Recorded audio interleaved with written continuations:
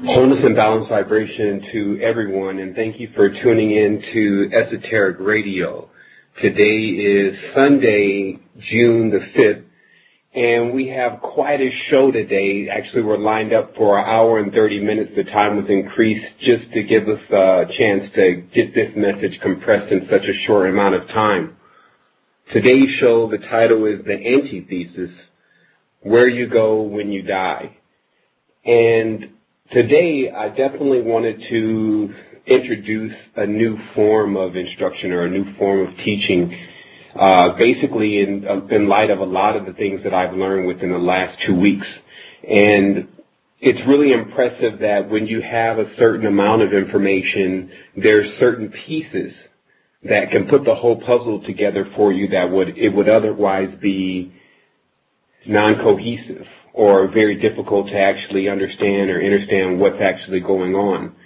And I know I've been getting tons of emails from just various types of people, and I know personally that the resistance is full of the universe. It's full of individuals from various places, and I see an obligation personally to make sure that everyone understands what they are and what they can be. And in that, it's made me universal. I first wanted to start today's show by defining the word universe. Everyone's familiar, the word uni means one or together, and the word verse means actually against. It means a challenge. And it's important to realize that because the actual situation that we're dealing with is everyone is together sharing a collective reality, but there's many conflicts that are going on in that reality. In addition, I wanted some clarity to come from where we originated, which is what we're going to be talking about today in this show, where each person originated from and what they are at this point so that they can know what they're supposed to become. And that starts with the very interesting story. I always say that if the story can be truly interesting, then it would involve you and it would involve me because that would draw our attention. And so today I really want people to understand that this story is about you. And this is a story that's known by some of the highest levels of some of the people that are involved in the highest level of information. And to understand again, if it's a secret society, it means it's still a secret.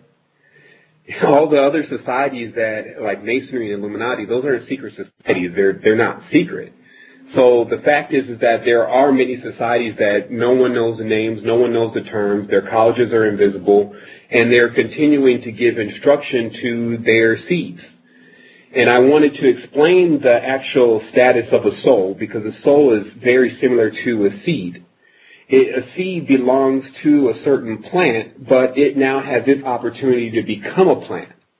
It's not the plant yet, it just has the opportunity to become that.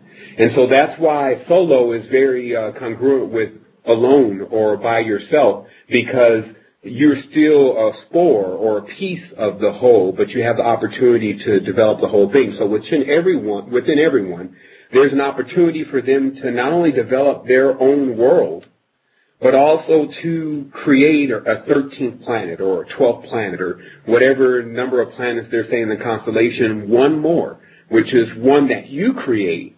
And it has all of what you've pulled from each of these planets as a lesson. And I began to understand this when I was looking very carefully at the names of the week that we have and how certain planets were chose to be those names of the week. And if a situation began to occur where a new planet was known, then the only thing that planets like Earth would do is just add another day to their cycle, because that planet would move into our system. It would change the elliptical orbits and timings and machinations and things of that nature. And then the people would have no choice but to add another day into their calendar or into their week, because there would be a new body that would appear in their sky, a new sun, for better lack of words. And so this is very important to start to realize, because what we've seen in the past is before that actually happens, like when a new planet is coming into the universe to teach its lessons, etc., or for the universe to teach it lessons, it has to make room. And sometimes that planet collides or comes into conflict with other planets and other ideas of thought and ways of being and cultures and groups of people and nations. But we all have to share this galaxy, and we all have to share this space that we've been given. And there's plenty of space, but that's not the situation. The situation is not whether we have enough space to house the life here. How much space we have can be seen in the stars, and how much just dark matter is out there. It's a matter of how much space do you have to put in between these stars so they don't come into conflict. It's like he can't be around her, or they can't be around each other, because the moment that they're around each other, there's an igniting that happens.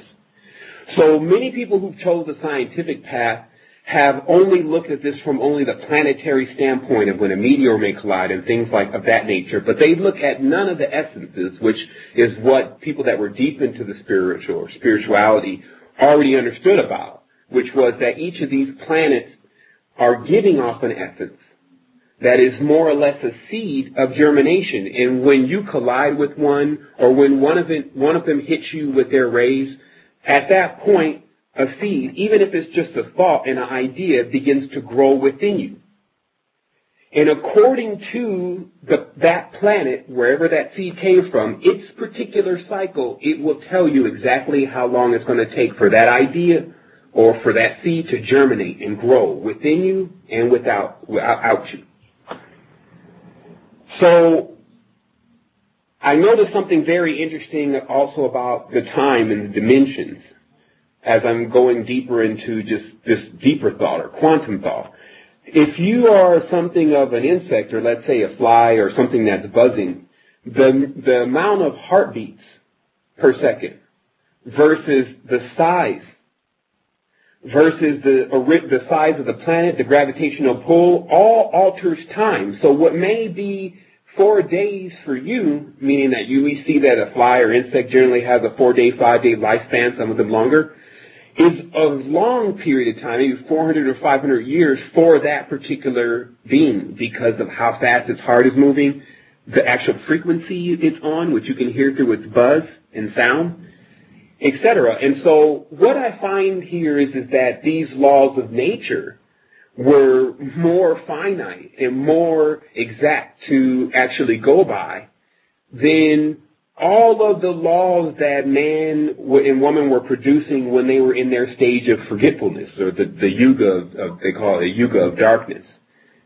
But we now want to know, well, what caused that darkness? What causes a massive memory loss within the complete amount of sentient species, at least that we have contact with, meaning what actually could erase everyone's mind at one point and have everyone starting over? And so now I've come with the answers to those questions, not just based on one-line answers, but multiple examples of how it redundifies in our actual field, our field that we're living in.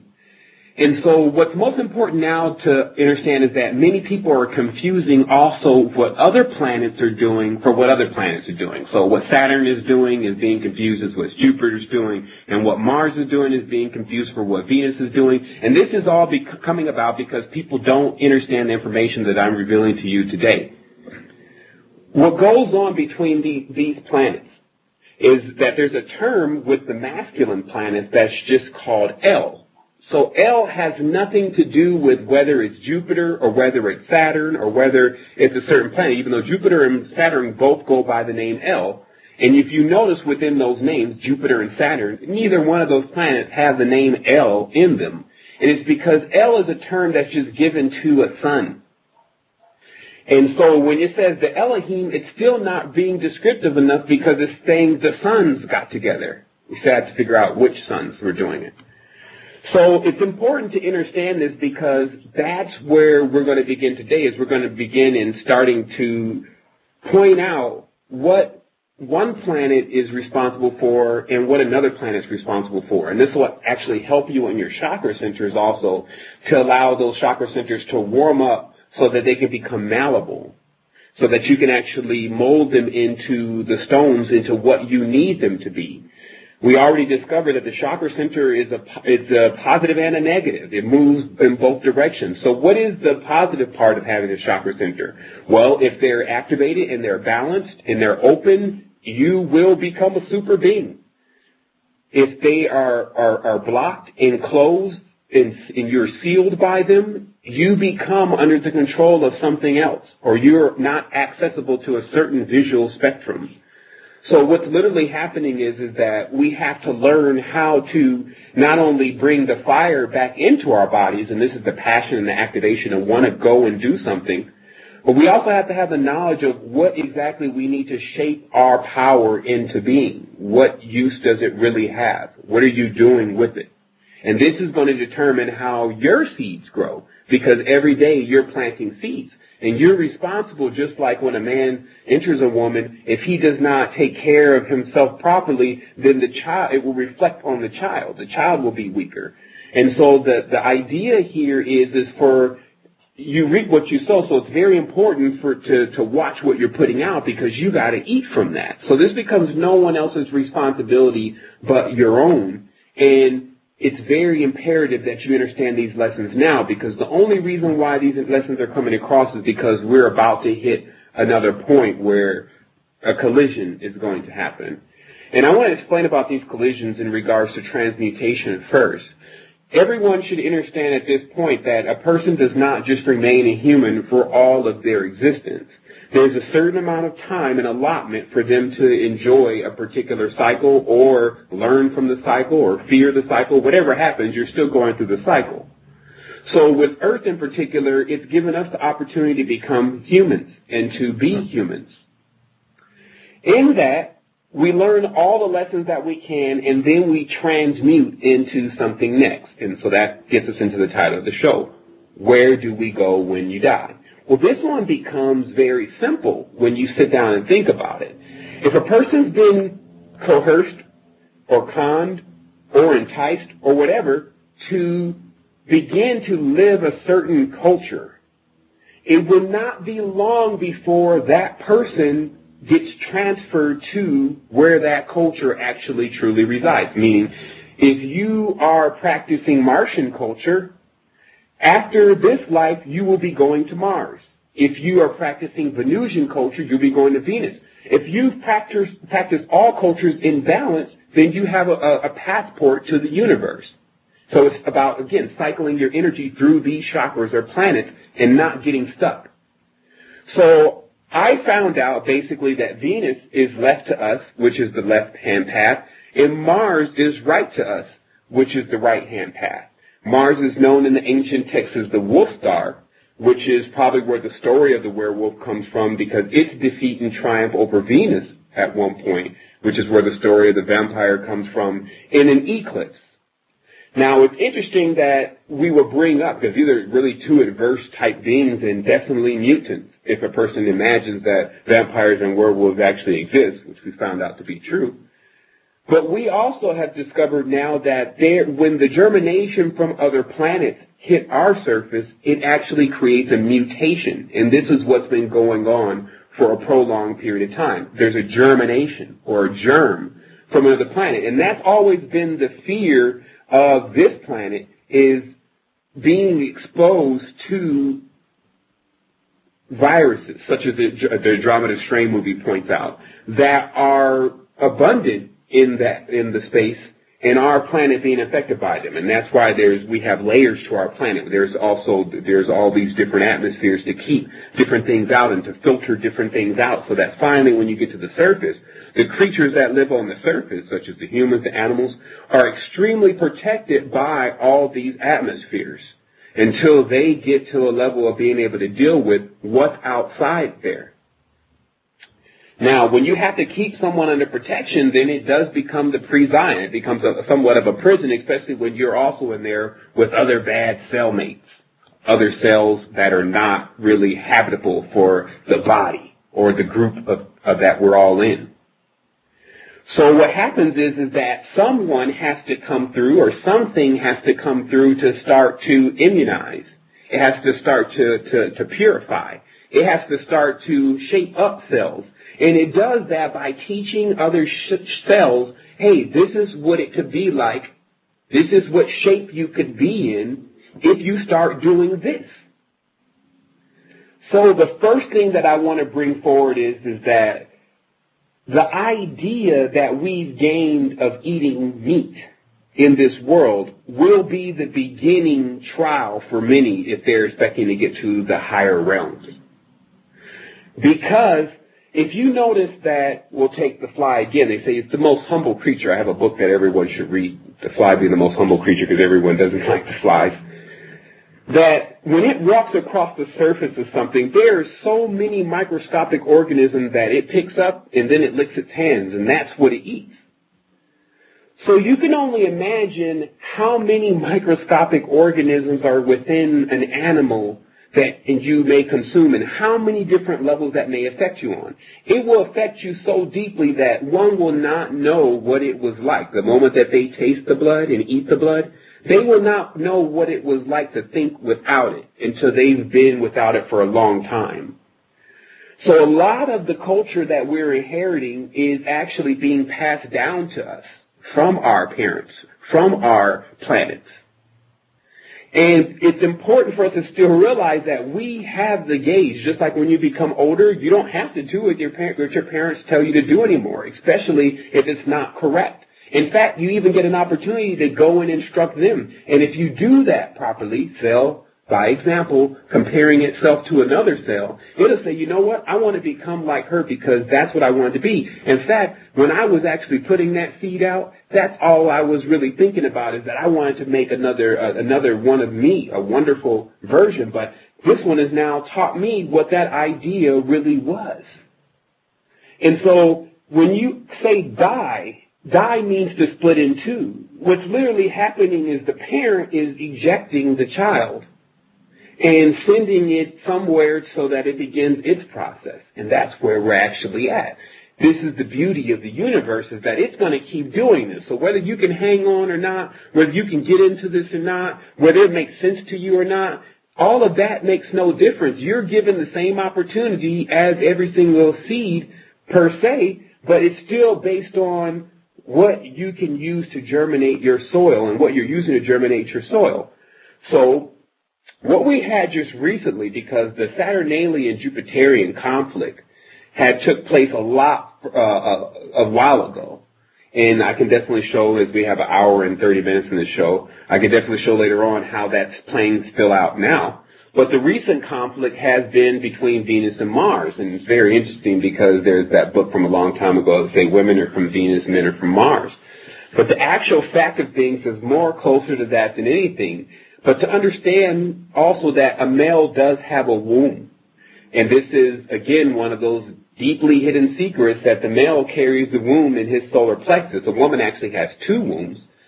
So the fact that we come to find is that even planets like Mars, even though being personified as masculine, can still give birth to a homunculus or a son, and only sons. And so this starts to become let us see a lot more broader about, okay, this is why we're here and this is what we're supposed to be doing, because we have to bridge the universe because our people are waiting on us to come back. And I started to understand very deeply about these spiritual teachings that we've now profaned because of how the ones that have taught those teachings to us now are profaning them. But their original meaning, because they have thousands of meanings, there could be one thing that happens. If you say a mother is weeping for her son, just because that's said in the Bible doesn't mean it's true or not true. And from multiple levels, a mother can weep for her sons. So what needs to happen is an innovative retranslation of the ancient mysteries and teachings that have always been finite laws of nature. And then one can introduce that into society, and that will begin to rehabilitate society. I will say now also that, especially under the new instruction of the universe, I'm very new. So I'm doing my best to translate what's being given to me as clear as possible to everyone so that they understand it. Also, I just wanted to let everyone know that it's not about whether or not anything of this planet is going on. It's really about what you're going to do about it. It's meaning like you could hear a great story, but if you still get off the phone and you don't somehow feel like that story is about you, then somehow I failed. And in order for me to fulfill my obligation, it's important for me to succeed. And so if there is something that you need, I'm always available. Like people that have emailed me, and it's been going on for 2.5 years, like I've always responded. So I just want to let everyone know that whatever you need help with this, I can show it to you very clearly. But it's not in your best interest, or my best interest for that matter, for you to leave. Because I've noticed at times people have to be removed and some people leave the resistance. But this means to me sometimes sadness because I understand the level of truth in which I bring. But it also brings a sadness because that's still a sign of how much this world is ready for the truth. And so we all have to help each other out, like Gary was saying, that if we all contribute something, if you just post a link somewhere, show somebody else, show it to someone else, if you copy one of the books from Scribe and give it to someone, if you contribute, you will actually see the results of this begin to manifest in your reality. But you will have to earn it. And this is the most important thing that I wanted to get people to understand that are still on that partial side of just being good and thinking all positive and imagining that that's going to happen and just kind of sitting back in bliss, because the resistance is still immune to bliss. The fact of the matter is that you could sit in bliss for how long? If someone is promising you this reality in which you would not have to do nothing, and I'll explain to you why in a little bit, that's how man started in the garden. He didn't have anything to do, and so then he had ideas because it was perfect then. And from that point, man, woman have been trying to get back to their perfect garden. Look at the words that are being used. Not to even skip topics here, but it is a part of the topic. The garden is your planet, your planetary soil. Once you're in that, you don't feel like there's anything else for you and that you need, because there's not. You are fully sustained. But in that, if you decide to go outside of the garden and pursue other things, it's similar to the effects of drugs. The first high, most people are trying to return back to that first high. It's the same thing. When a person's on the planetary sphere in their soil, completely harmonized, completely balanced, anything less than that, they're going to be attempting to return to. So, in addition, we do have spirits here, so spirits are a little bit more adept and always return back to the life-seeking spirituality, because the thing about spirits is the moment that you start getting involved with spirit energy, spirit knowledge, etc., there becomes a craving for that, for better lack of words, life after life, where you have to have some type of spiritual contact. And this is what's playing out for many of us right now, is that I just like to read the magical book. I just like to look into the stars. I just like to, and this comes from, as a spirit, past lives of doing the spiritual. So, I have actually a guy here, and I'm going to go ahead and take a look at it. I wrote some notes for this show. Also, to anyone, the notes, like the last week's show, are actually up on last week's post now. And this one also, there's tons of notes here that are not cohesive, but if you understand like I do, you'll definitely make things that are here cohesive. But this becomes more or less my guideline to go through without the show, so I make sure that I talk about everything that I need to talk about. And so I guess what we'll do from here is I'll just take a sip of water real quick. And we'll get into Saturn. What really happened is that basically for the last week and a half, several transmissions have been coming across from the planet Saturn. Even from in my mailbox, people asking me, well, you know, I'm looking at this Illuminati stuff, I'm looking at this mainstream stuff, and it seems to all equal one thing to me, Saturn. What do you know about this? And many people have also been asking about this same topic, so it's time for me to clarify what goes on Saturn from a universal standpoint.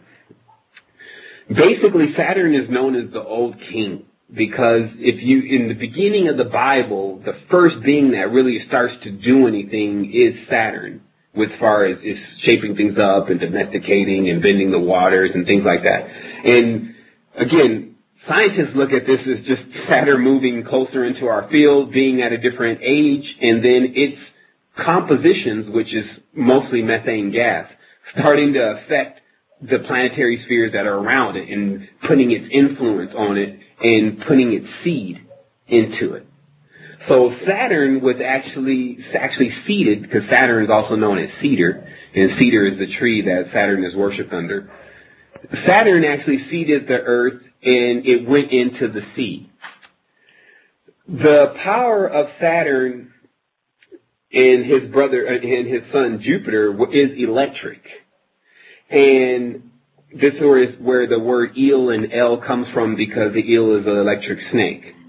It's also known as like a worm, because if you looked at this on a germinated level, it would be more or less a worm germination. Remember, all germinations are seeds. Some germinations are worms. And these worms went into the earth. And many of the individuals under the old belief systems are under the system of Saturn. Saturn was Osiris. Saturn was Tammuz.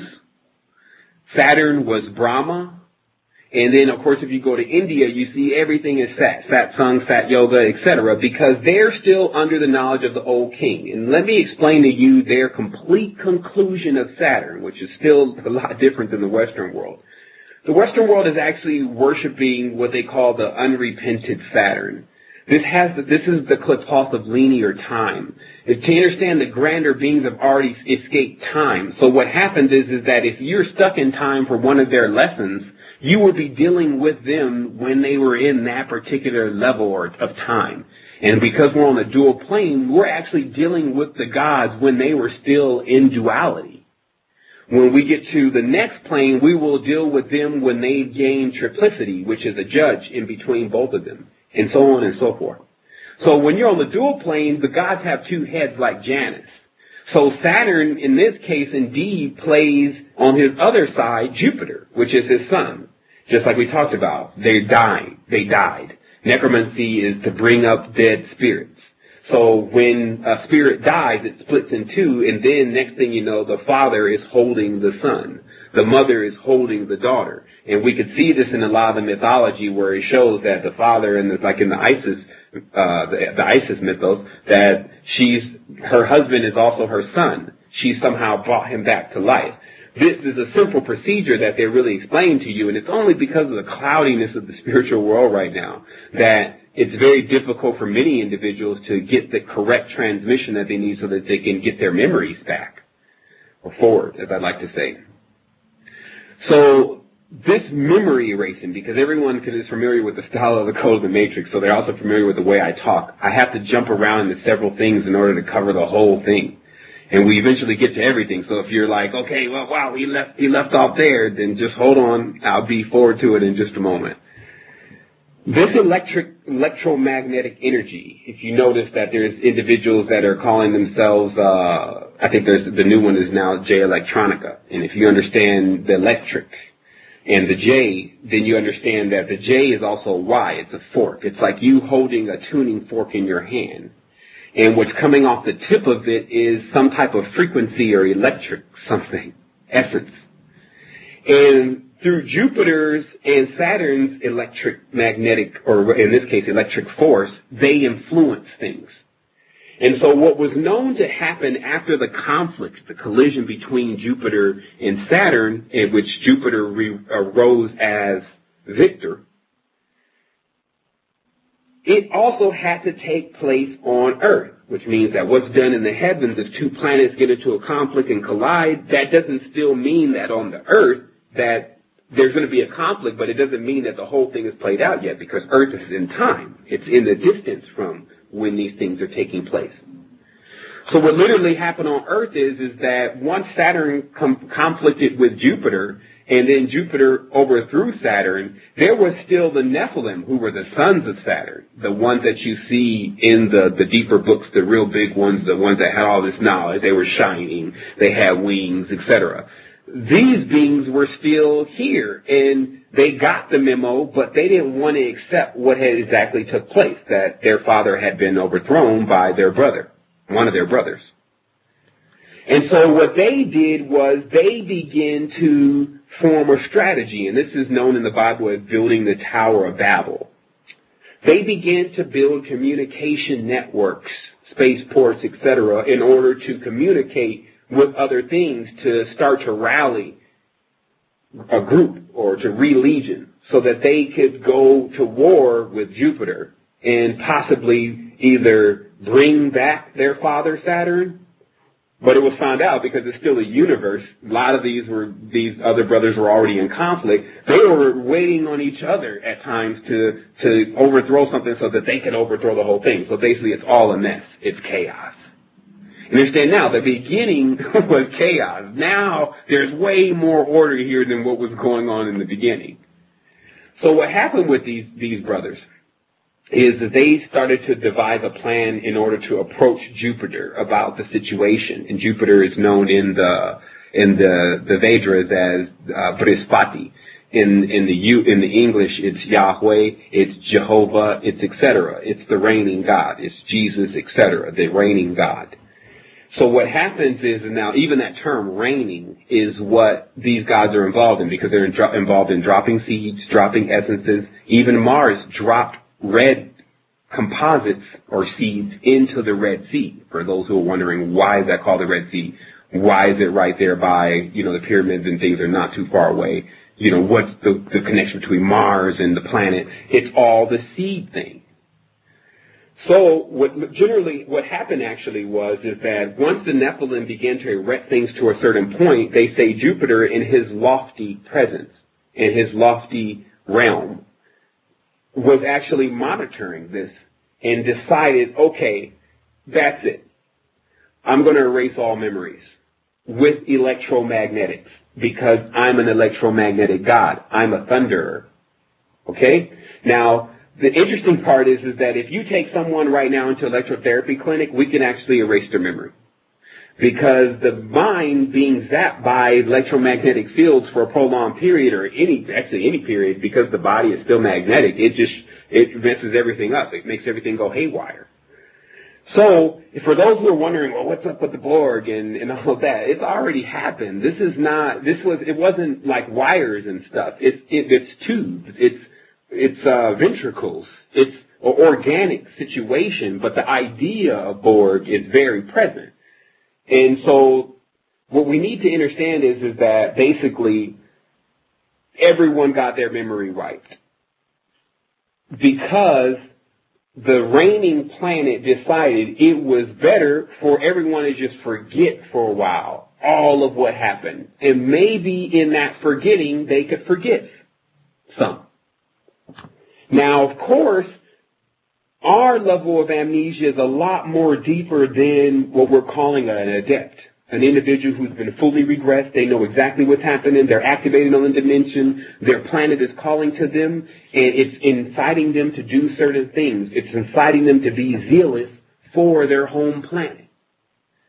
And what in many cases happens, especially if you on your home planet, your lineage from your home planet is at a certain bar, then they're weeping for you, meaning they're actually asking constantly and sending up prayers like, when is Michael going to come home? When is Dante coming home? When is Keisha coming home? When is Sarah coming home? When is Jennifer coming home? And when are they going to bring us the spoils of everything they've learned? Like they say, hopefully I live to tell you the tale. This is about later on, when you get to where your people are, you will be able to bring them everything from this land that you were enslaved in, and you had to learn all these lessons in, but eventually you left Egypt with the spoils. This is what is actually supposed to take place, and is going to take place for many individuals, especially if you can catch on to the type of information that's coming across and who is exactly delivering that information to you. It's none other than father, mother. We're all connected, but it's about what are you connected to, How much information from what you're connected do you really have, and how well can you translate that to other people so that they can also wake up and begin to grow properly before the sight comes? Because Saturn was always known as the sight because he heralded the flood. Like Saturnalian culture only comes at the end of a cycle when it's time to harvest. Like, oh, whoa, it's time to get these people out of here. It's Saturn time again. It's lust, debauchery, impurity, killing, murder, rape, injustice. It's Saturn again. And he marks that time. So it doesn't matter whether or not people realize that that is going on. There are a very large group of powerful beings that have been doing this for a prolonged period of time. And you just have an opportunity to figure out what's going on and how it applies to you. But whether you do that or not is going to make no difference to me. It's going to make no difference to the higher beings. You will simply be, if you don't grow up, another seed that didn't produce anything. A barren tree that has to end up getting chopped down at some point. So we find that what's happening to us now is that all this information is being given to us so that we can get to this next level. And many of us are actually prepared to receive this information now. And so that's where the resistance is really going is that resistance is not going to hold back on the level of information that it's receiving because a person's past inclinations about what's really going on. They'll catch up with us later. And it's important to understand that we were talking about things 2 or 3 years ago that individuals are just now starting to accept. But that was still 2 or 3 years ago. They cannot expect for us to still be talking about and doing the same thing. So here we are 3 years later, and once again, we're way above the bar, and we're giving that information to everyone. So this concept of eating meat, to understand, just like if you see a person, they're eating wings. They love to eat wings. What is the whole concept of eating wings? Shouldn't you be growing wings? So if people are made to eat the wings off something, they're going to be eating the wings off themselves. That's the actual reward, or what we call the residual effect of when you remove something's life. It has you owe it basically. It can follow you. It can insert its influence into a certain degree, and that's why if a person has killed someone, they can map that spirit is still following them. Some people say, well, it's looking for deliverance. It's looking for truth because all spirits are looking for deliverance. All souls are looking for deliverance. But it has now gained a universal depth because you've taken it. And so that's important to realize that Nimrod was the first king and also the first one to eat meat. The first king by that, using that term. So in eating this meat, what actually happened was he became like the Grigori, which is what it says in the ancient Bible. It says that Nimrod was basically like a man for a while, and then something happened, and then he became like them. And it says like who? And it says the Grigori.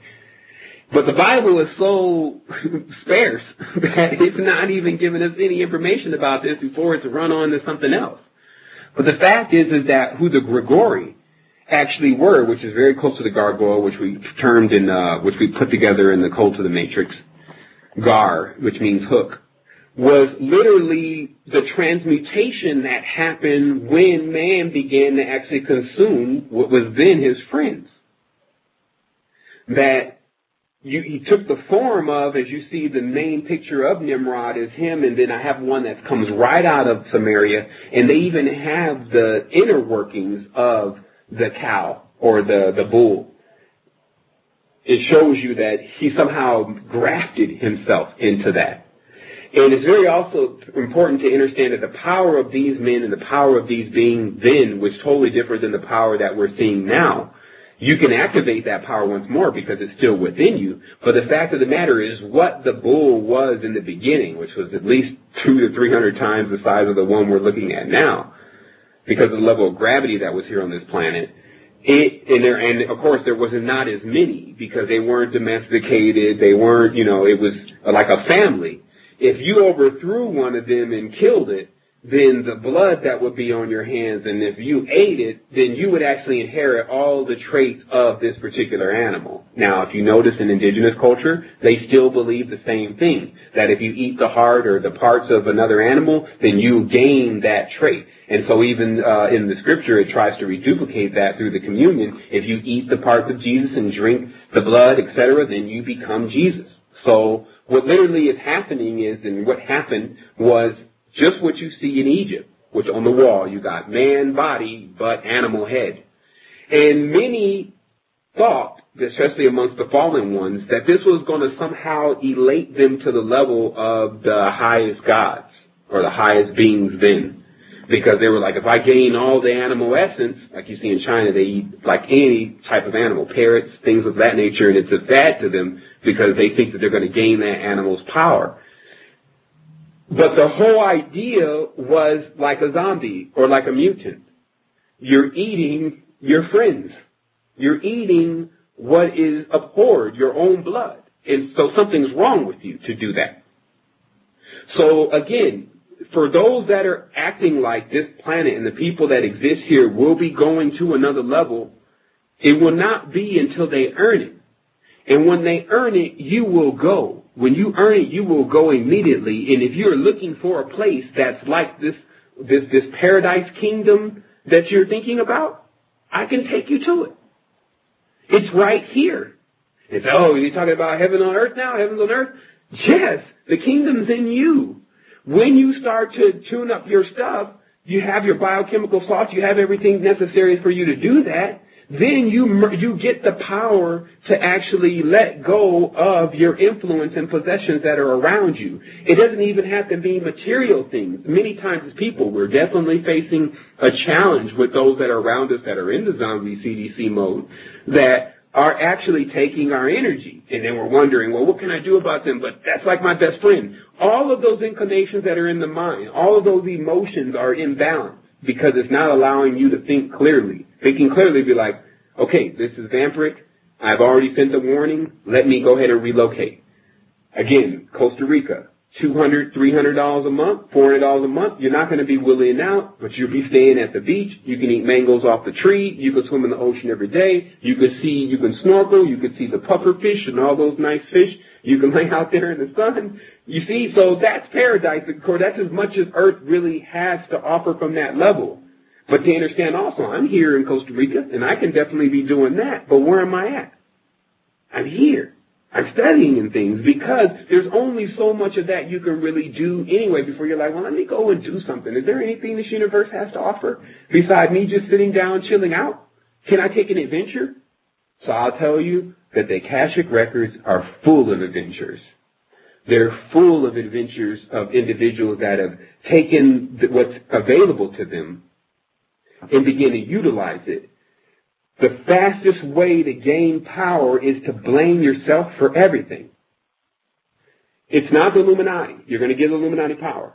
It's not Mars. You're going to give Mars power. It's not any of these planets. It's you, because you're the planets.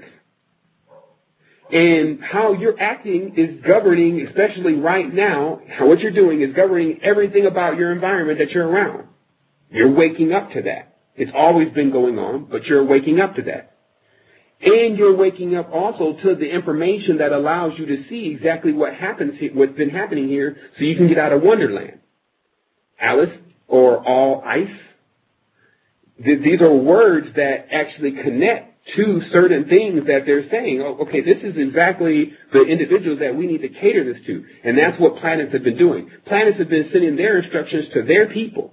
Like this whole Martian level of control, which is Rome, which is the church, is all through the authority of Mars. The Martian symbol of worship is the sword. They bring it to everyone else as a symbol of a cross. You turn the cross upside down, put your hand on the hilt, it's a sword. Swords were not created with points on the tips in the beginning. They were created with just the flat end. And so this is the connection that's always been happening here. And like I said, there's many societies that are out there that are at different levels of power, because you got to realize that the most powerful thing still is an unhindered seed, a child. And many of the children of this world are discarded by their parents. That's a good thing and a bad thing at times. Meaning it has a positive and a negative effect. When a child, just as we are, we're in this world, we've been discarded kind of by our parents. We still have a system somewhat that's helping us, but we're still kind of out here on our own, for better lack of words. It's the same thing that happens on the physical realm when an actual mother decides to leave the child. Then the child is left to fend for themselves. But generally, the University of the world will pick up certain children that are already known to have certain abilities and actually will put the inclination in their mother's mind to leave that child. You don't want that child. And they'll leave the child, the University of the world, to come pick it up and begin to teach it through this planet. Teach it the lessons early. So that's why you see, like, the kids that have been in the streets and things, they're like adults at the age 12 and 13. They have no choice. They learned all the lessons of just being a child very fast, and now they're at the next phase. And so some people are still running around like, this is all got to stop. And they've been running around saying that for like the last 20 or 30 years. It's not about stopping it. It's about guiding it into the right direction. It's about figuring out why it's happening. Some people say, this is not supposed to be going on. Look, if it's not supposed to be going on, then it's not going to be going on. That's the end of it. This is the part of the mind that has to start to come back into play. Like I said, if it's a secret society, then no one knows about it. So the words have to still remain, they have to keep their strength without being blurred together. Meaning that you cannot, like you say, bad has two terms. It means bad, like a bad is a really bad person, and then there's bad means sometimes that's good. Like, man, that's bad. I like those shoes. And then, but bad still means a bad, and he's the Lord of the bottomless pit. So there's still only one meaning for that. But if you've given it the word two meanings, or even three meanings, which English does a really good job of doing, then you could see how that's how we were confused. And so what they're saying is that there are certain beings, including Mercury, or Thoth, Hermes, Buddha, that may have been responsible for, at some sense, confusing mankind even more. And they say that's from the planetary influence of Mercury, bringing its knowledge, bringing its information into these people who were just got confused. But over time, they would gain their knowledge back again if they just had that information. So we go right again to the Tower of Babel, or man building and erecting his communication grid. Same thing man's doing now. It's still the Nephilim, still the fallen ones, because basically a lot of the people here, a large percentage, are children of those same fallen ones. They're building the tower again. They're provoking whoever the Most High or the God is supposed to be. And they're already predicting that it's going to electromagnetically wipe out all of their computers. They already say, well, that there's something that's supposed to happen from the sun that's going to wipe out all the computers. We don't know how it's going to happen, but that should be a great day for us because there'll be no computers, and that's the New Agers. And then the old schoolers are like, what do you mean no computers? We're going to have to let our technology go? All of our bearing, everything is going to be lost. And then those that are in wholeness are like, if they just wipe out the computers with electromagnetic blast, will that affect the magnetic wave and energy balance of the aura? Then we find evidence that that's actually happened. So are we on the prelude of another memory wipe? Or can we count on everyone having their memory so they can keep doing this stupidity that everyone is up to now, which is birds pecking off each other's wings and pecking off each other's feathers and picking with each other and fighting with each other and quarreling with each other all the time. And then you have all these individuals that are supposed to be so high on their knowledge and know all this stuff, but yet they haven't graced me with this information yet that the universe, what the roles of the universe and the planets really were, and when they come into collision and all the other different kind of beings that live here and what their actual roles are, and that when we eat them, that they actually become a part of us and they start to share us, and that we have a soul that's by itself, but then we can actually talk to spirits, and then they come and latch on to us like we're Voltron or something. Some of them give us more power. Some of them drag us down. That there's two-faced gods, and that on one side you may have a really beautiful, splendid guy, and then on the other side you have some vampiric demon woman. Whatever the calibration that they want to make it, it's almost like, you know what? There's every story here, but which one are you really learning from? And how can you amplify what you have coming when you're put in the right direction? And so this is where we're really at. we find that the knowledge here on this planet has now been exhausted, meaning that the actual information and data that's been written down about this planet between Jacob Lorber and Velikovsky's work, there's really nothing more that needs to be said. The next thing needs to be action, because it's obvious after reading that you kind of sigh. And then you're like, I guess the real duty here is for us to get to work and get to connecting with these people. Like I get a lot of emails from people that are involved, that have been involved in cultures in the past, and they're ready to break free of it. They realize that it's gotten their parents, it's gotten their grandma, it's gotten their great-grandma, or at least it's gotten enough friends for them to see that I don't have to loop the loop. I don't have to learn from my mistakes. I can actually learn from someone else's. So what do?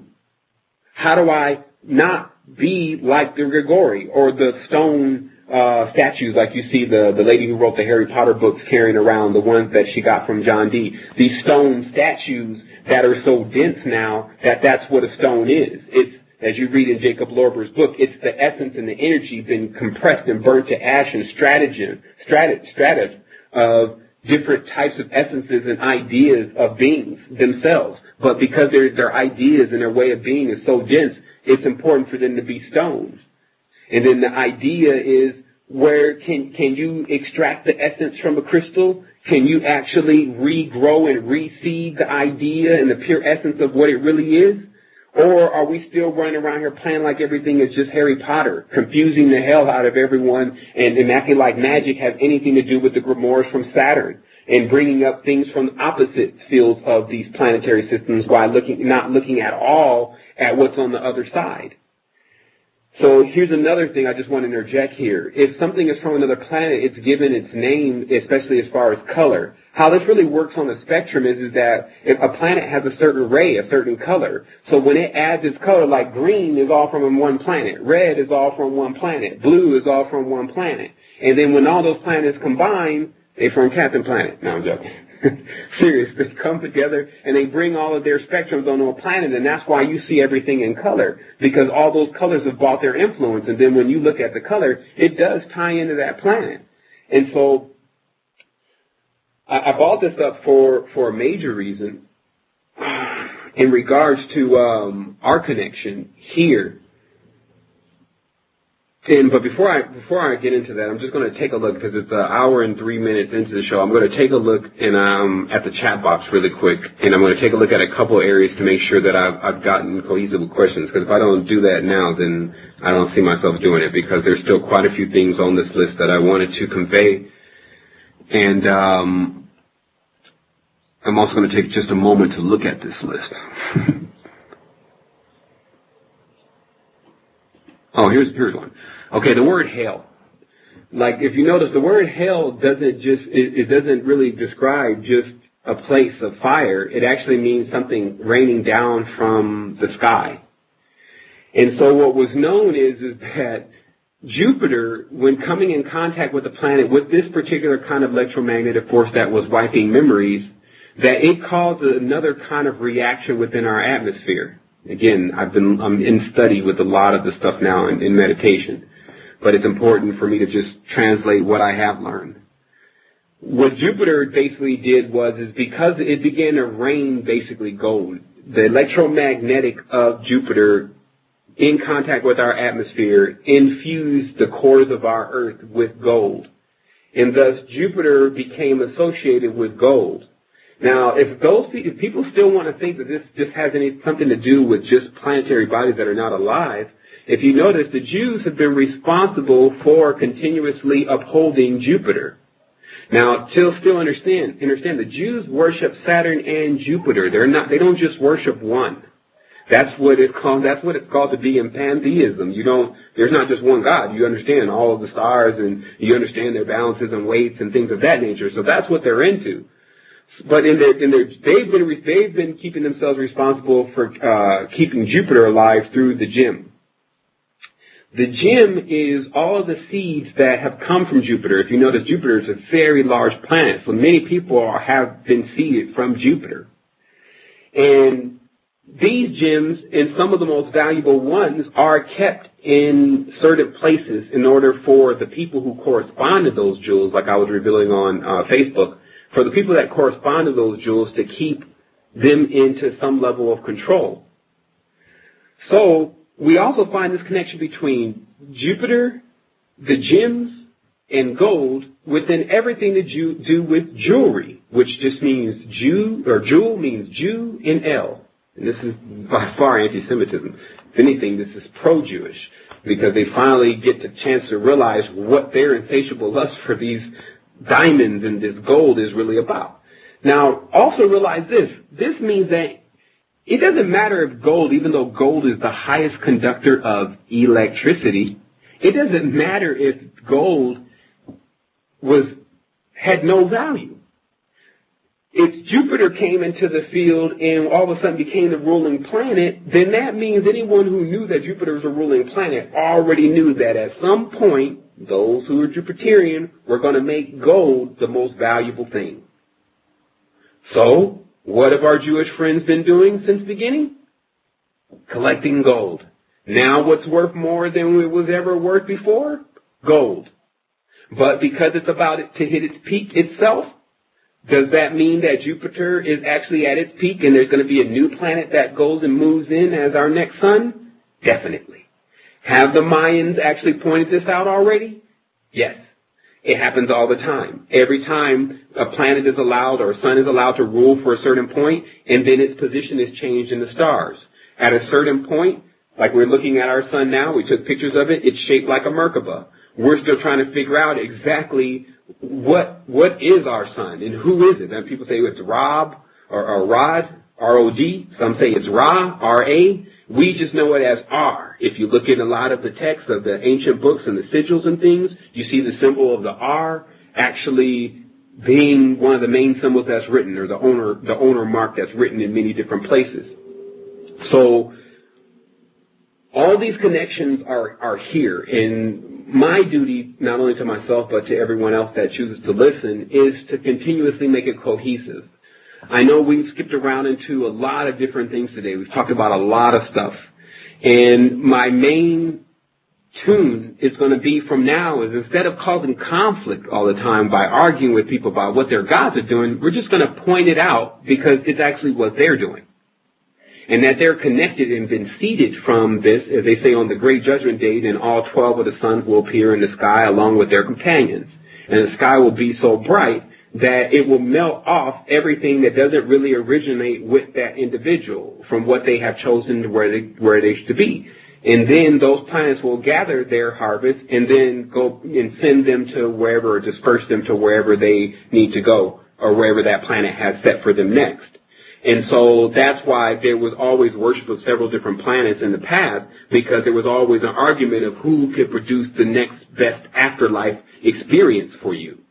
This is nothing more than dependence. We've now learned that we can actually get to a level where we start to take care of seeds and souls. But all of that starts here. Like, if you notice, Earth has earned the responsibility to take care of all of us. And it's doing the best that it really can. So, when will we start earning the responsibility to do the same thing, looking at the universe as not what it can do for us, but what we can do for the universe? By first starting to take care of the plants and the seeds that are around you that are wilting because of the heat, like I talked about, the hate. It's important to understand both of these integers, because you're going to have to explain it to them. A person is, when they're polarized in one thing, the only thing they understand is that thing, because that's how they're blind in their other eye. So you have to talk them out of it. It's like a negotiator talking someone down off the building, like, okay, let me explain to you what's really happening here.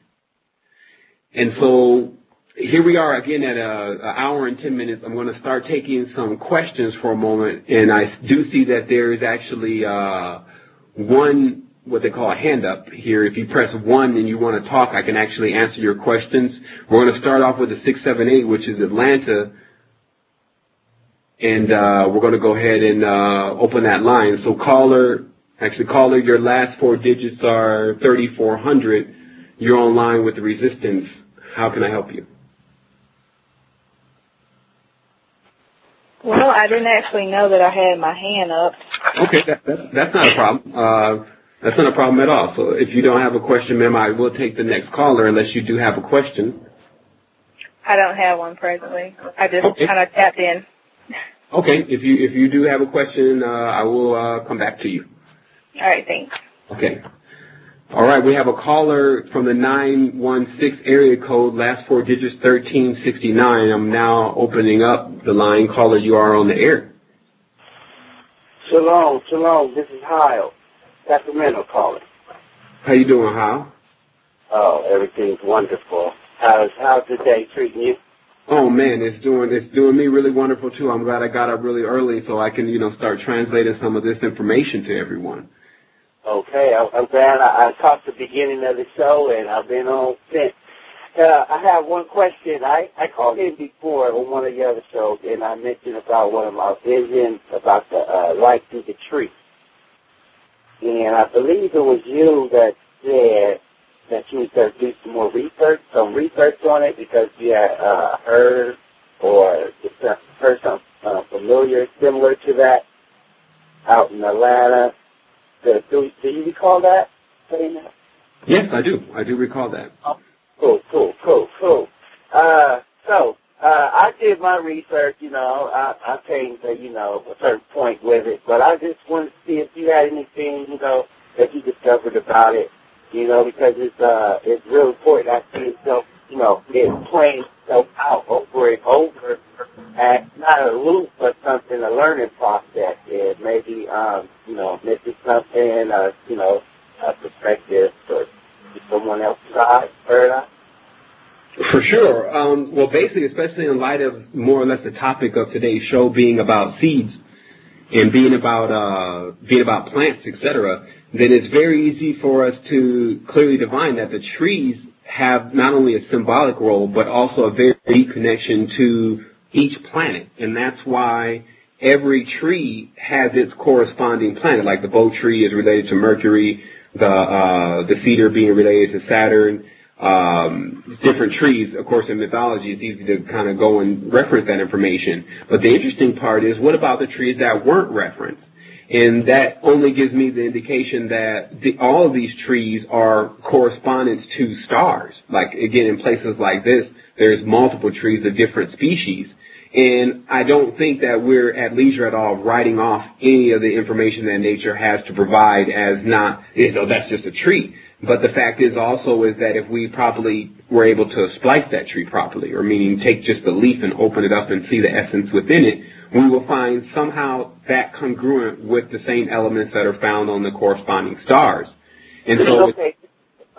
Can I interject right there? Because that's good. I totally understand that. I'm gonna stretch it out some, as in my name, Kyle. Okay, as my brothers and sisters been calling me that as like family nickname, forever. And I really started letting people, outside my family and business call me Kyle. So after the vision and everything, did more research on my name, and now I know that Kyle in Greek, know what it means in Hebrew, but in Greek it means matter. Actually it means matter. Okay, so the splicing of the tree, you're saying, as in that's the light, and then forming into, a being. The matter in that, is it the well, I don't know if I should be asking it as a question, but is it the moving of the motion and action, or can it be still that, sit still in the thought of it to still conform the matter? Is that the effective for it? Oh no. I'm getting it partially, but I really believe that what we're really discussing is the interconnectedness. It's like basically everyone has a tree. It's still here. You know what I mean? And if it's trying to track that thing down, and that brings us to another subject that I actually wanted to talk about on the show, which was, and I'm glad you brought that up, which was if you were here in a past life, or maybe even last life, why can you not find your stuff now? Right. That's not really, that's 70, 80 years ago, so your stuff really should still kind of be somewhere. And I started to think about this, and then I came more to the conclusion that they say that there is a period in time in which you go in between cycles, like that before you get into the next cycle. And I said, well, where are you at during that time? You may be in your tree. You may be in your cocoon. You may be basically in your ebb. You're in one position that is like the internal position. Right, your next move is your external position. And this may be, again, like when we really look at it, about how much control we really have over cycles as big as Earth. It'd be just as easy as seeing how difficult it is for you to bend a very big tree. You're not going to even be able to really move it. So that's how, I guess, the level of respect that we have to begin to establish with this interconnectedness. And that goes right into Betty's question in the chat box, which is, how do you understand what planet or star that you come from? The real connection becomes, no one can tell you that. You have to hear that from in the inside. And from what we've discovered, you have to basically get yourself clear enough and connected enough, meaning the cleansing and the balance of the body, the stillness of the mind, the meditation. That is actually where the channel comes on and it begins to respond. Because other than that, one has accepted the knowledge and the teachings and the essence and the energy from a particular culture or a particular tree. Now, it's also very clear to see that in magic, there's a lot about the wand, and there's a lot about, in mythology, certain trees that are still here on the earth, and they say there's one in particular that was fought over during the Celtic tradition, and they had to chop down the tree, and then they didn't realize how deep the tree's roots were, and then people still go to that spot to do the ritual, etc. But it means that there's these trees that have always been communicating. But the interesting part is that we see that there was a major communication, obviously, in the old days between the trees and the animals, and then for some reason that communication was disturbed. I mark this as the same time as around the Tower of Babel, that there seemed to be a cutoff of information. So I believe personally that this electromagnetic grid, this electromagnetic activity coming from some of the ruling planets is what's causing the disconnection between us and other things. For better lack of words, even sometimes because we didn't appreciate when we had that level of communication. Because communication is everything, and this is what I was already talking about the other day just in regards to a business idea. But the fact is, they'll tell you money is everything, but it's not. Communication is everything, because you can't get money unless you know how to communicate. You see, there's a communication in some type of, even if the communication is just measurements, that's communication. So because everything is about communication, and for some reason our communication has been tampered with, that becomes the number one reason why we don't know what we know, we don't have what we have, we're supposed to have, etc. And so that's where we're reestablishing this communication right around the time in which it appears that the communication channels are going to become straight through some type of cosmic plan, more so than our own plan of building towers and things of that nature. It's never stopped us at any point, however, from actually sending out our signal or amplifying our signal. And that was something that we talked about in about 3 or 4 shows a while back. But that you're sending out this frequency. If you cover your ears, you can hear that frequency. That is your connectedness. But because it's so low, that shows you exactly how much you're really vibrating or really buzzing. And you can bring that frequency up. And then what literally happens is almost like a beam coming from the top of your head, shooting out into the stars and ping-ponging across the whole communication network. As we know, each person is like a dot, and the spirit it moves from one to the other. But basically, you'll be able to call and dial into your home. You'll be able to phone home, for better lack of words. So understand, what we're looking at is that the discommunication is, the lack of communication is actually coming from our culture. The eating the meat, that's definitely going to make the communication. It's that maybe you will only hear things from Mars if you started to become the carnivore person, if you started to become the wolf, for better lack of words. And so your whole idea is dualistic. And you see what I mean? So there's these connections that have come, and I really believe, like, ultimately, and this is going to be one of the more graduated states, but the last state of a human here, like, let's say you went on the quest of being the ultimate monk. And this doesn't mean it's necessary for a person to even to do this to obtain high spirituality, but if you just wanted to do it all, you would have no desire. And the desire would be first salt. It's interesting to understand the covenant that they're saying about Cedar or Saturn, when it went nova, it actually shot its seeds in the ocean and then made the ocean salty. That's what causes the salinization. And they say that how you would know that you're not from the salt planet is that you can't drink salt water. But for those who hang around it all the time, like surfers, those who like ship, all those words that begin with the S, it means they have some Saturnalian within them. And so what literally happens is that this, but if you notice, salt becomes the beginning of desire. It also becomes the beginning of the lack of your senses. Because the more salt that a person has to take into their diet, the more dulled out the rest of their senses become. And to the point where they can't even taste the food without the salt. And so it's almost the same connection that we have with the ear candle. If you ear candle your ear, all your five senses increase because when you plug your ears, your senses go down. The same thing as when you cover your nose, you can't taste.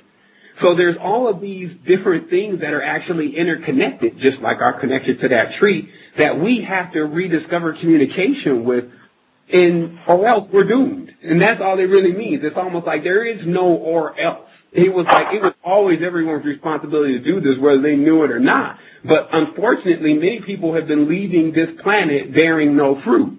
So we know that it can happen, but we know that there's many people who have done amazing things on this planet, and their fruit is that we won't forget them.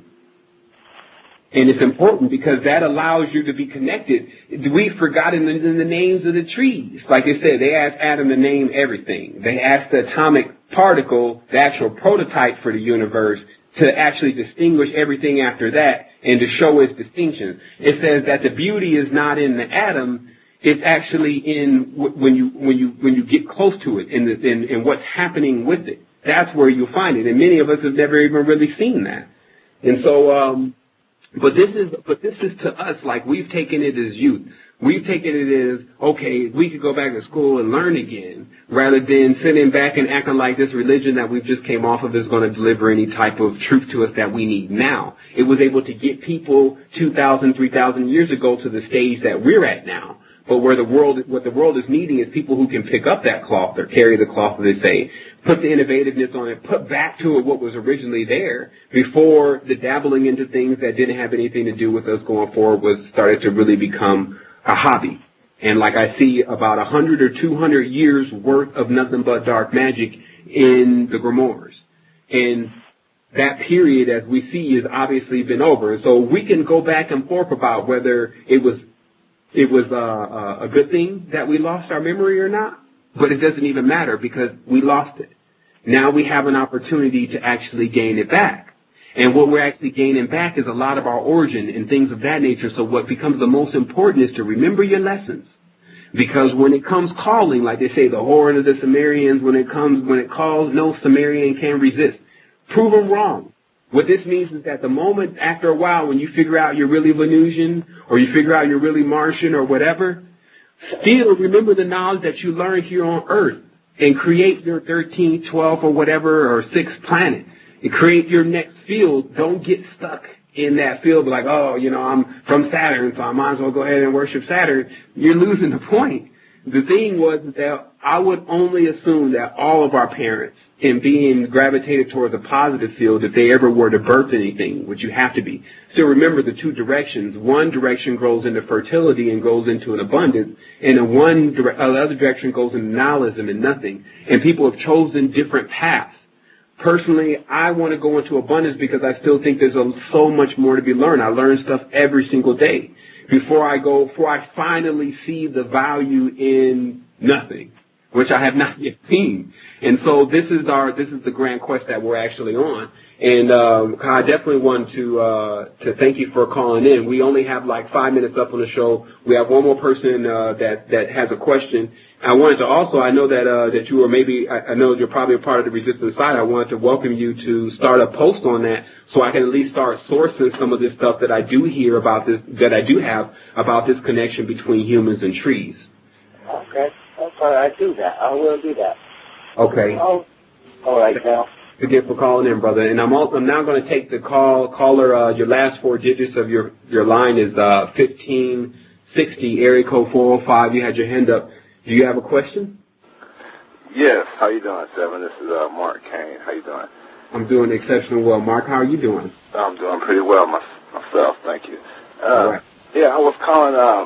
I was interested about when you was talking about the Kundalini energy, that's Christ, that's the Kundalini, and I had been researching, and I heard somewhere about as far as like the menstrual, how a woman's menstrual is the elixir for the man and the woman to raise the Kundalini, the Christ energy. So I was wondering if that's somehow connected. Well, it's definitely connected, and like I always say, it's exactly the thing that we're thinking about is exactly going on, but not exactly the way we're thinking it. Basically, it's the same idea of being able to eat an animal and inherit its power. When you can probably just sit down next to that animal in a deep meditation and communicate or follow and watch that animal, and it will teach you how it operates and how it can see and how, you see what I mean? And so basically what happened with the whole, the menstruation blood and the Holy Grail, which is what, there was one term for the Holy Grail, which was a woman's menstruation fluid being magnetic, and that if a woman was groomed properly, then that magnetic menstruation fluid could be drunk, and thus the person would inherit the power or the magnetic power that would turn on their Kundalini system. Now, is this true or is this not true? First of all, I will always say that the practices of such things still should be in question about what it will bring about in this time, meaning that everything is still calibrated for the time in which it was brought forth. So individuals being encouraged to drink vaginal fluids at this point may not be a good idea. In addition to that, what is it that man cannot inherit from the woman what is it that man cannot inherit from the woman without not sitting and listening to her? Basically, is in sitting and communicating with her, meditating with her. There's the same connection that would exist between us and the animals, where whatever woman's ability is, we could inherit, just like whatever man's ability is, a woman has a chance to inherit.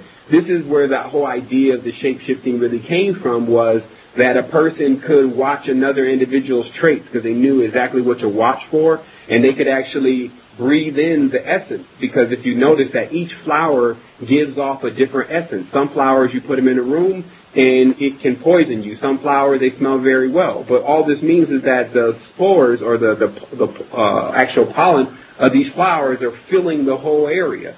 So what I'm getting at here is that there's an essence that comes off of all of us, and if a person can turn on your Kundalini, if you actually were in front of a woman that has the power and energy to turn on Kundalini, if it was in her menstrual fluid, it would also be in her palms, because that is the energy that corresponds to Kundalini. But if someone has taken it from like the Crowleyism, which is definitely a profanity of the esoteric knowledge, and only focused on the tantric sexual magic inside the star, the woman doesn't matter if it's in her will or not, if she's been chosen. These are all corruptions of the original knowledge. The original knowledge was to never really ingest I can explain this in an even easier term. It's the difference between vaporizing something and just burning something. When you vaporize, you're at a whole different temperature. So when you meditate and you're collecting essence, what you're actually collecting is the purest part of the individual. When you're smoking or when you're drinking blood, you're only inheriting basically the waste. They say anything, but it still has the essence of the person in them, but it's still a waste. They say anything that actually becomes ejected from the body and is externalized from the body is the waste of the body. And the pure essence still remains within, as in a little vial, like a real elixir. Right. And so I definitely find that women have the capability, when they're tuned in and turned on, to be able to transfer Shakti, which is basically where the woman activates her system, and then she just touches the individual, and that's where the laying on hand things kind of came into play. But it's basically touching an individual and transferring that energy to them. And it only becomes very political when, if a person's carrying a spirit and they're just transferring that spirit to another person. Is that positive or negative because of the influence the spirit may have over that person, which is different.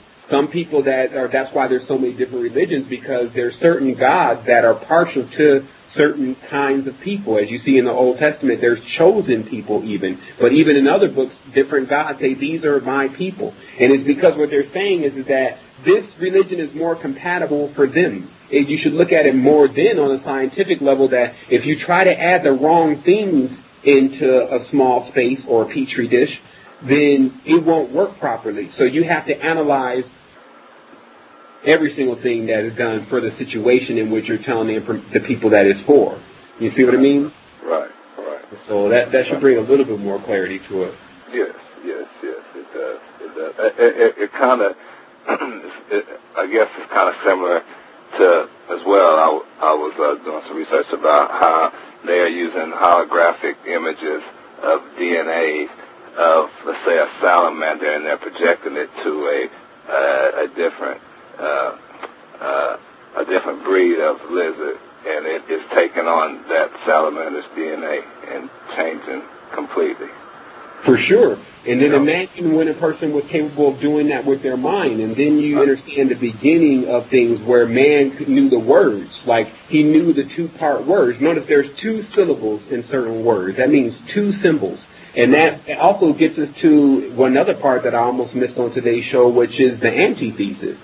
Basically, the powerful gods, and we're still using that term because that's the term everyone else uses for them, have their antithesis built within their name, meaning they have their opposite built within their name. So Al's backwards name is La. So Allah cancels itself out because two waves are firing at each other, and thus the God remains out of time or on fourth dimension. This is deeper knowledge.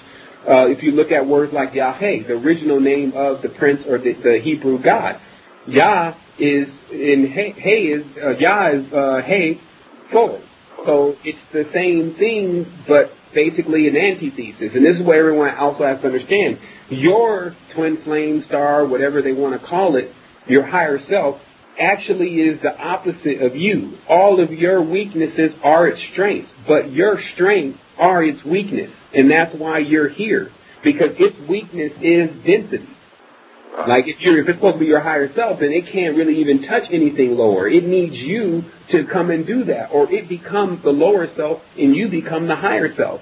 But many times what I've learned personally in my personal life is that you can combine the two, but you are more or less a graduated being on this dimension. But there's basically a lot of head games that are played with you before that ever starts, because there's the whole idea of when you are ultra purified getting dirty. This is like, that has to be overcome. It is clearly a big stage in a lot of people's growth. And big stage in my growth is definitely when you have a certain level of knowledge, can you really go back into the trenches and pick some people up out of there? And it takes training to get to that point. And so, but yeah, man, I mean, this is definitely a really good time for us as far as how much we're capable and can learn right now. That's going to definitely prove results for us. And that's why it doesn't matter what's going to happen in 2012. It doesn't matter. If all that stuff just motivates me to download everything that I can and read it now. So it's only helping me, because I still understand one basic thing. The more of truth that you feel your core with, then, because in the core of things, the core is the balance. On the opposite end, like on the left and on the right, or on the Venus, on the Mars, on all these different poles or the points of your stars, those are the opposites that you have. But in your core, that's where all of the truth is really kept. And so the more of the truth that you gather, the larger your core becomes. And then what happens is, it doesn't matter if there's electromagnetic waves coming through. You won't be the one that forgets your core. And so that, and that also was talked about in the Code of the Matrix. Right. And so yeah, brother, I mean, if you don't have any more questions, I'll definitely we have one more caller left, but if you do, go ahead and speak. I'm good. I appreciate your time, man. Thank you very much. Oh, no doubt. And I know I'll see you also on the Resistance as always. Oh, yes. Thank you very much. The other thing is, I also want to reveal one of the other names of Saturn is T. And I can show you Egyptian pictures of T, and T is not a bearded god. I believe personally that what happened with Saturn was originally of a melanated skin tone and bred and seeded everything. So people can take that as far as they really want to take it. But the actual original name is T, and that's where you get the word Titan. They know the Titan was Saturn. It's T-Tan. Tan means a group, or it also means a serpent. And the melanated Nagas, etc. So if people really want to find the truth is actually here. It's about whether they can handle the truth or not. Yeah, that's right. And then again, the other thing is that if everyone digs deep enough, they're going to find something that very fast, especially if you're looking in the past, expect to see darkness because you just came from a womb. You're going to see things that may be a little disgruntled to you, but that's only so that you can repair it. And we have been tattooed, marked, and everything with those names. Like I'll be looking at my name sometime, and I run off into the bathroom somewhere and be like, "Yo, this is all about." But the fact is, that's how you face it. We wear our names like we wear our clothes. Right. And so I definitely want to say wholeness and balance to you, brother. I do appreciate you calling in, and I'll be talking to you in a little bit, Mr. Kane. All right. Well, thank you very much, Sevan. All right. All right. Okay, so we have one more caller. We have about 3 minutes remaining in the show. If you want to ask a quick question, this caller will be coming from area code 305-3110. And,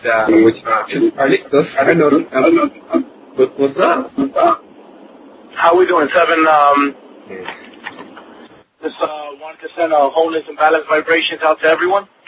And at the same time, can you hear me? Yeah, I can hear you clearly.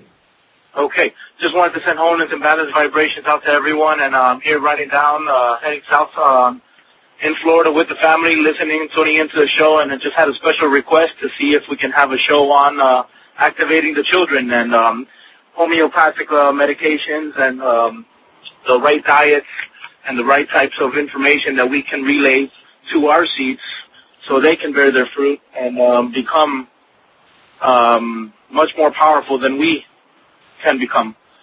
Every generation has their chance, and we definitely want to pass along the right information and the right guidance, as you mentioned. For sure. So why don't we just agree now that, next week is the Activated Body Show. Muna will be forward and delivering a lot, and then what we'll have her do is just kind of cater the show around those topics because she's always looking for input. And we can definitely have something very nice, especially for the children, in order to get them completely activated because this whole experience is more than a business. And so we can do something of getting more of a regimen down so that people can understand exactly what they need to do, where they need to begin. Wonderful. And that's a special request here from my brother and his wife listening into the show, and they'll definitely be in touch with you hopefully sometime this week on some suggestions and some tips, and you know how Jorge can enlighten you in some direction every now and again. For sure. I'm always looking forward to tell them I said definitely connect with wife. Excuse me? Okay, so we have exactly 90 seconds remaining in the show. And so I just wanted to say to everyone, I really do appreciate everyone being here. Keep tuning in. As I said, I'm always learning. As information gets more cohesive, I can bring it to you. When I finally can get to a plateau where the information is completely solid, then I could actually write about it and really bring it so that it's crystal clear through video, through audio, etc. I wanted to thank Mr. Spirit Matter out there, Pablo. I wanted to thank all the supporters of the Resistance, the moderators that are doing their job around the clock. And I wanted to also thank Brother Gary for putting out that post, and also all the contributors. And I want everyone to know that they have this opportunity to do this for themselves. You came into the world through the womb. You're not alone, but everything is connected to you in a way, if it's positive for you, that it wants you to do it. It doesn't want to do it for you. That's the whole idea. And you already died, so you already became two, and you have both of those parts still within you. And if we take our children and we raise them in the proper way, then it's not a mystery at all that we'll be living through them when we pass from this frequency into definitely something higher.